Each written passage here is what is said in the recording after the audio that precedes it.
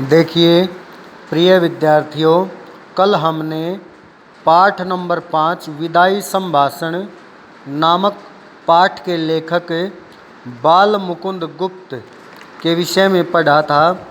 आज इस पाठ के विषय में पढ़ेंगे जिसके कठिन शब्दों के अर्थ हैं। सबसे पहले चिरस्थायी अर्थात लंबे समय तक रहने वाला। चिरस्थायी मतलब लंबे समय तक रहने वाला। करुणोत्पादक करुणा उत्पन्न करने वाला। एक समय ऐसा आता है कि जिसमें जब एक दूसरे से बिछड़ते हैं या दूर होते हैं तो बड़ा दुख होता है, मन में करुणा उत्पन्न होती है।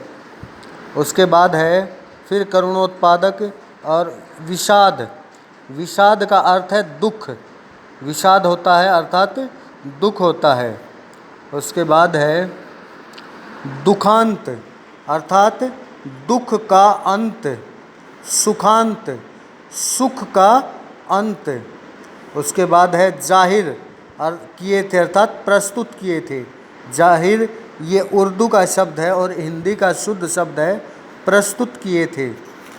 उसके बाद है वक्तृता देते समय अर्थात अपना भाषण देते समय। तिलांजलि अर्थात आखिरी बार जिसको देखना है, मिलना है, सुनना है।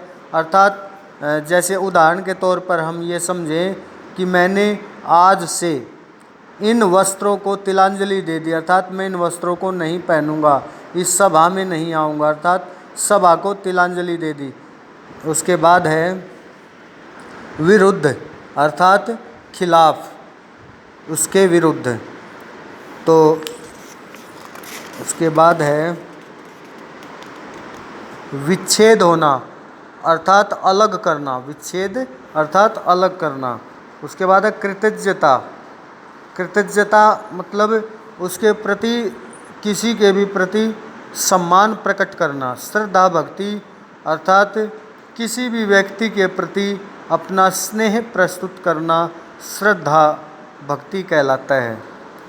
उसके बाद है विपद अर्थात दुख। तो इस प्रकार ये कठिन शब्दों के अर्थ। विच्छेद का एक अर्थ विभाजन भी होता है। तो ये थे कठिन शब्दों के अर्थ। पाठ नंबर 5 को ध्यानपूर्वक पढ़ेंगे और उसके बाद सोमवार को आपको अभ्यास के प्रश्न उत्तर करवाए जाएंगे। इन कठिन शब्दों को अपनी कॉपी में भी लिखें।